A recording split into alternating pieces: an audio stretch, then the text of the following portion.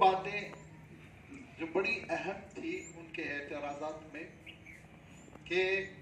ضرورت کیا ہے، اہمیت کیا ہے، کیا ضرورت پڑ گئی کہ کلام الہی نازل ہو. نمبر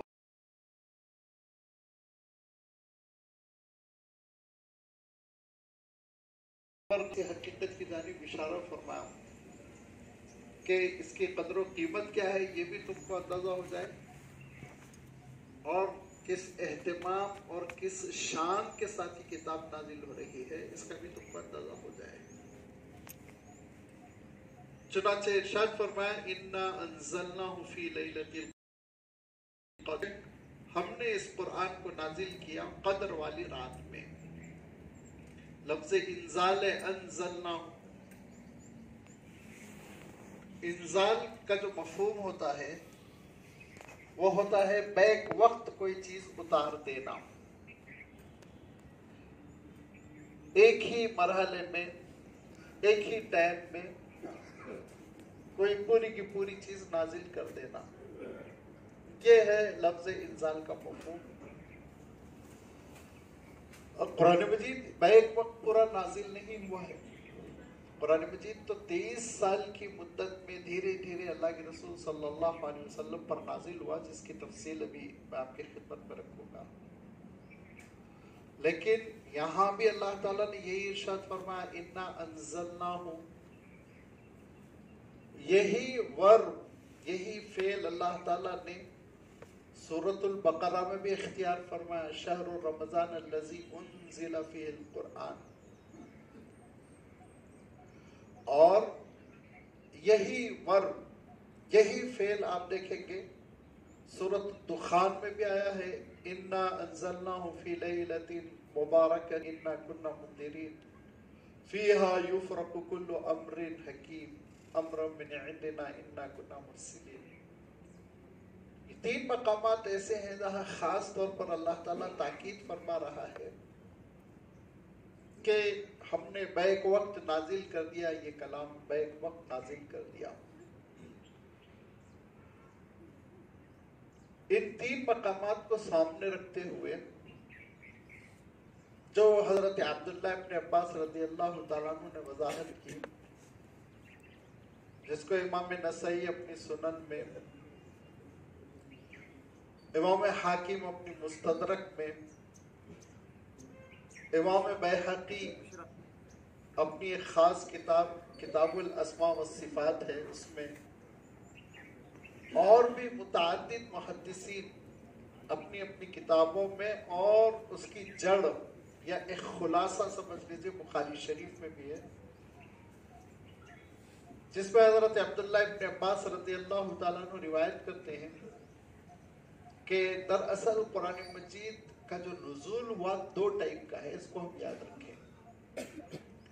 قرآن مجید کا جو نزول ہوا ہے 2 انداز میں، اس میں ہیں 2 مرحلے ہیں، کسی بھی لفظ سے آپ تعبیر کر لیں. پہلا مرحلہ تو یہ ہے کہ لوح محفوظ سے لے کر مواقع النجوم میں بیت العزت ہے وہاں پر یہ کلام پہنچا دیا، جہاں سفرہ نامی فرشتے یا سفرہ ٹائٹل اور لقب رکھنے والے فرشتے، جن کا اللہ تعالیٰ نے تذکرہ فرمایا السفر الکرام الکاتبین کے عنوان سے، جو کلام پاک کی حفاظت کی ذمہ داری عالم بالا میں، دنیا میں نہیں، وہ اٹھائے ہوئے ہیں، متعین ہیں، ان کے حوالے کر دیا گیا. فرشتوں کی ایک ٹیم، ہو سکتا سینکڑوں ہوں، ہو سکتا لاکھوں ہوں. سفرۃ سفیر ٹائپ کا مفہوم ہوتا ہے، لفظ وہی ہے، سفیر ہی سے بنا ہے، سفارت کرنے والے فرشتے، پیغام پہنچانے والے فرشتے. اب میں نے اس لیے عرض کیا وہ ہزاروں میں ہو سکتے ہیں، سینکڑوں میں ہو سکتے ہیں، لاکھوں میں ہو سکتے ہیں، کیونکہ ایک روایت اس مفہوم کو تقویت پہنچاتی ہے، اور وہ روایت کے الفاظ یہ ہے کہ اللہ کے رسول صلی اللہ علیہ وسلم ارشاد فرماتے ہیں جب سورۃ الانعام مجھ پر نازل ہوئی تو 70,000 فرشتے لے کر آئے تھے. اس اس کے معنی یہ کہ اس خدمت پر معمور ایک بڑی تعداد ہے فرشتوں کی، سفرۃ الکرام جن کو کہا جاتا ہے، اس ٹیم کے حوالے، فرشتوں کی اس جماعت کے حوالے بیت العزت میں بیک وقت کر دیا گیا پورا کا پورا کلام اللہ تعالیٰ نے لوح محفوظ سے لے کر بیت العزت تک پہنچا دیا، اور بیت العزت پر معمور فرشتے ہیں سفارہ۔ وہاں سے حضرت جبرائیل امین کو حکم ہوتا تھا کہ آپ 5 آیتیں نازل کیجئے، 6 کیجئے، 10 کیجئے، 1 کیجئے، آدھی کیجئے۔ اب سوچیں گے یہ آدھی کا بھی کیسے مسئلہ؟ ایک مرتبہ آیت کا ایک جز نازل ہوا، غیر اولی درر، اتنے 3 الفاظ نازل ہوئے ایک مرتبہ اللہ کے رسول صلی اللہ علیہ وسلم پر۔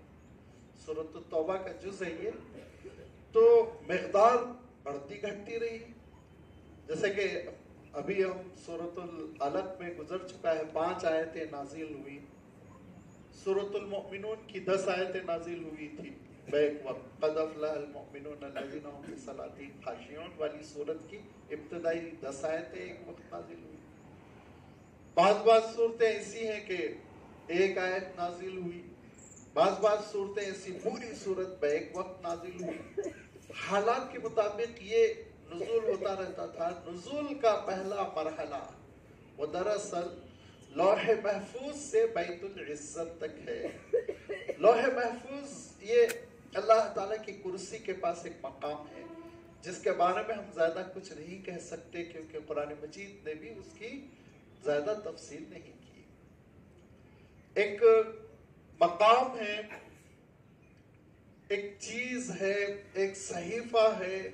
ایک تختی ہے۔ لوحن کے معنی تختی کے ہوتے ہیں، وہ کس قسم کی ہے کیا ہے پتہ نہیں، اسی میں سارے انسانوں کی تقدیریں بھی محفوظ ہیں، اسی میں اللہ کا سارا کلام بھی محفوظ ہے، وہ ہے لوح محفوظ۔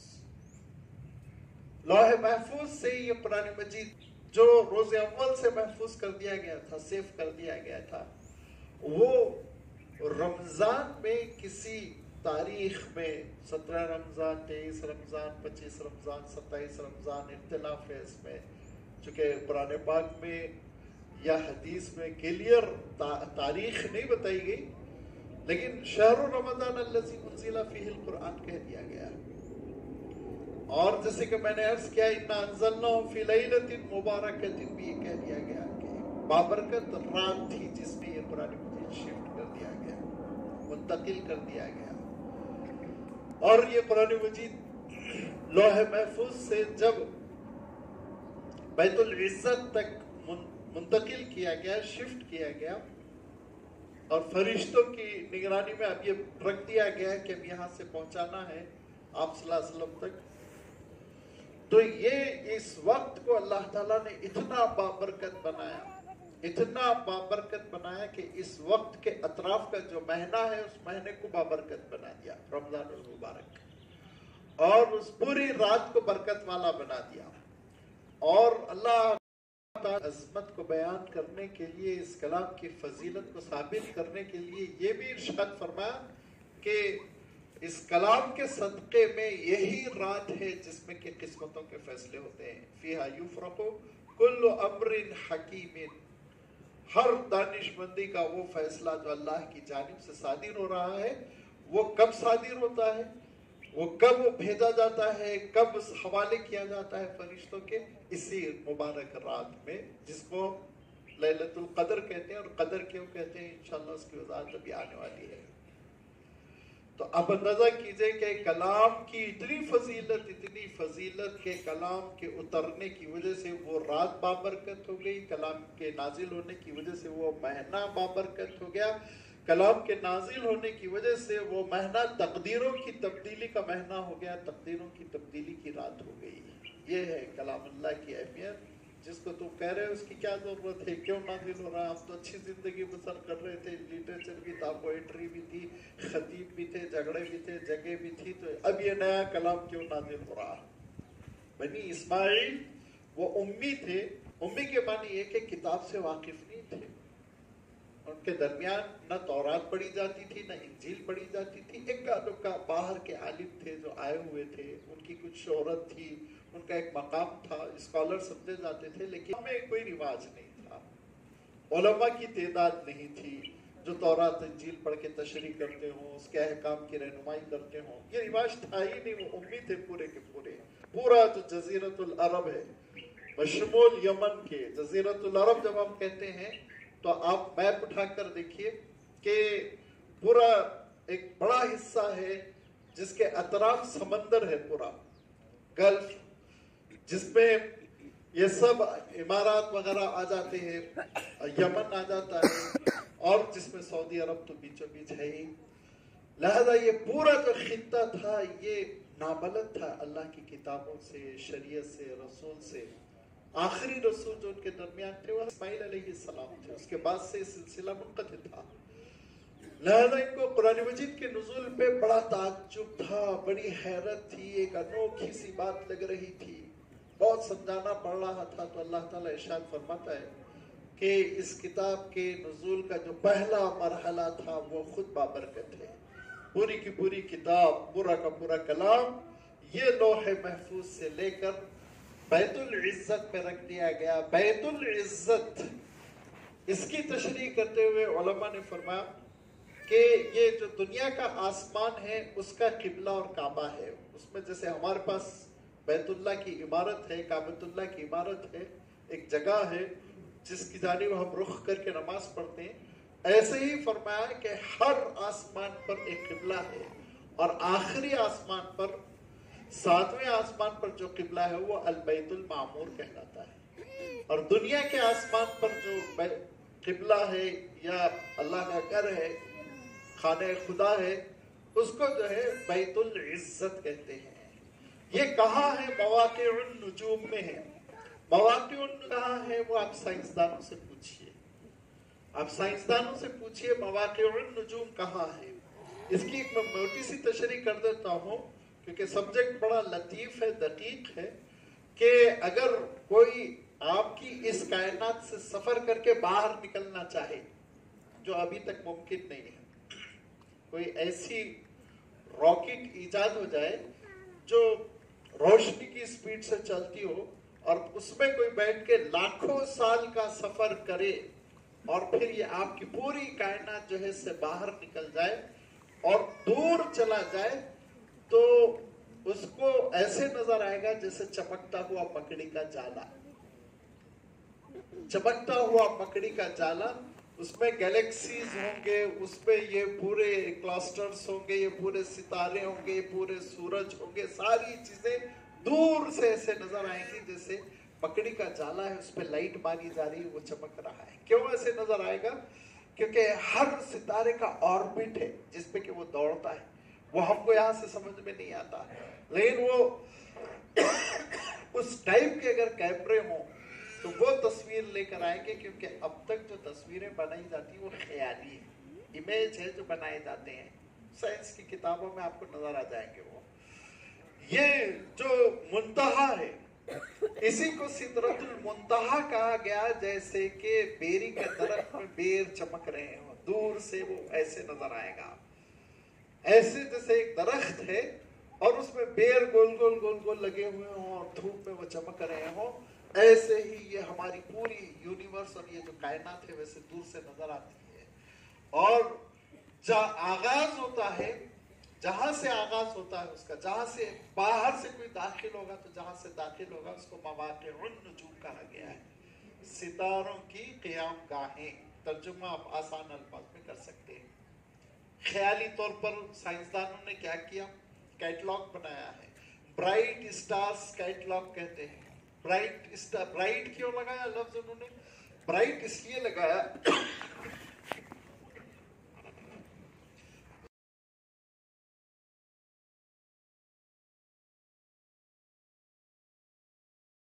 بے نور ہو گئے، بہت سے لاتعداد کروڑوں سے بھی متجاوز جو ختم ہو چکے، جو زندہ ہیں چمک رہے ہیں، ان کو برائٹ اسٹارز کہتے ہیں۔ اب یہ برائٹ اسٹارز کا جو انہوں نے ایک میپ بنایا ہے، کیٹلاگ بنایا ہے، وہ کیٹلاگ کی اگر آپ تصویر دیکھیں گے تو آپ کو اندازہ ہوگا کہ ایک مقام ہے جہاں سے یہ ستارے شروع ہوتے ہیں، गुजलक किस्म का चमकता हुआ, लकीरें लकीरें, उसको मवाक़िउन नुजूम कहा गया। उसी को सिदरतुल मुंतहा कहा गया क्योंकि वहाँ मखलूक की इंतहा है, मखलूक की वहाँ पे इंतहा है, मखलूक आगे नहीं जा सकती वहाँ से। अब वहाँ से फिर खालिक का दरबार शुरू होता है, अल्लाह ताला का। जिसको अल्लाह ताला इजाजत देगा वही आगे बढ़ सकता है। फरिश्तों को इजाजत होती, वो इजाजत लेते और आगे बढ़ते, फिर उनके हुदूद है, उस हुदूद तक वो जाते हैं। तो ये वो हकीकतें हैं जो बड़ी दकीक है, फलसफियाना है, नाजुक है। कुछ साइंसी बहसें आके इसमें मिल जाती हैं, कुछ दीनी बहसें मिल जाती हैं, ईमान बिल गैब का मसला भी है। इसीलिए ये जरा संगलाख वाली है, संभल के चलना पड़ता है इसमें। मोटी मोटी बातें मैंने अर्ज कर दी कि बैतुल इज्जत दरअसल दुनिया के आसमान पर, यानी वो पहला आसमान, जब हम इस दुनिया को क्रॉस करेंगे, इस कायनात को क्रॉस करेंगे, तो जो पहला आसमान मिलता है उस पर एक मकाम है। और वो मकाम गोया के इस मखलूक का जो इंतहा है वहां का किबला है, और वहां पर ये कलाम पाक भेज दिया गया, नाजिल कर दिया गया, इसका नुज़ूल हुआ, इसको रख दिया गया। इसके बाद से फिर क्या हुआ, ये है पहला नुज़ूल, जिसके बारे में मैं अर्ज कर रहा था। दो तरह के नुज़ूल है। दूसरा नुज़ूल है अल्लाह के रसूल सल्लल्लाहु अलैहि वसल्लम के क़ल्बे अतहर पर। वसयऊहु कमा बदअ फतूबा लिलगुरबा वहुमुल्लज़ीना युस्लिहूना मा अफ़सदन नासु मिन बअदी मिन सुन्नती, रवाहु तिर्मिज़ी। हज़रत अम्र बिन औफ रज़ियल्लाहु ताला अन्हु से रिवायत है कि रसूलुल्लाह सल्लल्लाहु अलैहि वसल्लम ने फरमाया कि दीन इस्लाम जब शुरू हुआ तो वो गरीब यानी लोगों के लिए अजनबी और कसम पुरसी की हालत में था, और एक वक्त आएगा कि वो फिर इसी हाल में हो जाएगा जैसा कि शुरू में था। बस शादमानी हो गुरबा के लिए, और गुरबा से मुराद वो लोग हैं जो इस फसाद और बिगाड़ की इस्लाह की कोशिश करेंगे, जो मेरे बाद मेरी सुन्नत और मेरे तरीक़े में लोग पैदा करेंगे। तशरीह हमारी उर्दू ज़बान में तो गरीब, नादार, मुफलिस आदमी को कहा जाने लगा है, लेकिन इस लफ्ज़ के जिसका कोई शनासा और पुरसाने हाल ना हो। रसूलुल्लाह सल्लल्लाहु अलैहि वसल्लम के इस इरशाद का हासिल ये है कि जब इस्लाम की दावत का आगाज़ हुआ था और अल्लाह ताला के हुक्म से आप सल्लल्लाहु अलैहि वसल्लम ने अहले मक्का के सामने इस्लाम को पेश किया था, तो उसकी तालीम, उसके अकायद, उसके अमाल, उसके निज़ाम ज़िंदगी लोगों के लिए बिल्कुल नामानूस और अजनबी था। वो इस वक्त ऐसे गरीबुल वतन परदेसी की तरह था जिसका कोई जानने पहचानने वाला और कोई इसकी बात पूछने वाला ना हो। फिर रफ्ता रफ्ता ये सूरत हाल बदलती रही, लोग उससे मानूस होते रहे और इसको अपनाते रहे, यहाँ तक कि एक वक्त आया कि पहले मदीने के लोग ही तौर पर इसको सीने से लगाया, इसके बाद जल्द ही करीब पूरे जजीरतुल अरब ने इसको अपना लिया। फिर दुनिया के दूसरे मुल्कों ने भी इसको खुश आमदीद कहा और इसको आम मकबूलियत हासिल हुई। लेकिन जैसा कि ऊपर भी अर्ज किया गया, अल्लाह ताला की तरफ से रसूलुल्लाह सल्लल्लाहु अलैहि वसल्लम पर मुनकशिफ हो किया गया था कि जिस तरह अगली उम्मतों में बिगाड़ आया, आपकी उम्मत में भी आएगा, और इसकी गालिब अक्सरियत गुमराहाना रसूम और गलत तौर तरीक़ों को अपना लेगी, और असल इस्लाम जिसकी दावत व तालीम आप सल्लल्लाहु अलैहि वसल्लम ने दी थी बहुत ही कम लोगों में रह जाएगी, और अपने इब्तिदाई दौर की तरह वो फिर गरीबुल वतन परदेसी की तरह हो जाएगा। तो रसूलुल्लाह सल्लल्लाहु अलैहि वसल्लम ने इस हदीस में उम्मत को इस इनक़िलाब हाल की इत्तिला और आगाही दी है, और साथ ही इरशाद फरमाया है कि उम्मत के इस उमूमी फसाद के वक्त असल इस्लाम पर कायम रहने वाले जो वफादार उम्मती इस फसाद और बिगाड़ की इस्लाह की कोशिश और बिगड़ी हुई उम्मत को असल इस्लाम की तरफ लाने की जिद्दोजहद करेंगे, उनको शाबाश और मुबारकबाद। इस हदीस शरीफ में दीन के ऐसे वफादार खादिमों को रसूलुल्लाह सल्लल्लाहु अलैहि वसल्लम ने गुरबा का खिताब दिया। बिलाशुबा हमारे इस ज़माने में मुसलमान कहलाने वाली उम्मत का जो हाल है इस हदीस में पूरी तरह मुंतबिक है, उम्मत की गालिब अक्सरियत दीन की बुनियादी तालीमात से बेखबर है।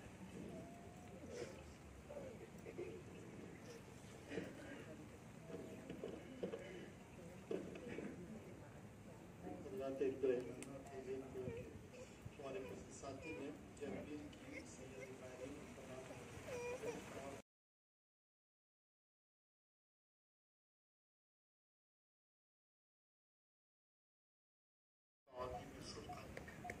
الصلاة والسلام على حبيبنا ورسولنا محمد وآله وصحبه ربنا آتنا في الدنيا حسنة وفي الآخرة حسنة وقنا عذاب النار ربنا لا تزغ قلوبنا بعد إذ هديتنا وهب لنا من لدنك رحمة إنك أنت الوهاب ربنا وآتنا ما وعدتنا على رسلك ولا تخزنا يوم القيامة إنك لا تخلف الميعاد منين يوم يقوم الحساب ربنا اغفر لنا ولإخواننا الذين سبقونا بالإيمان ولا تجعل في قلوبنا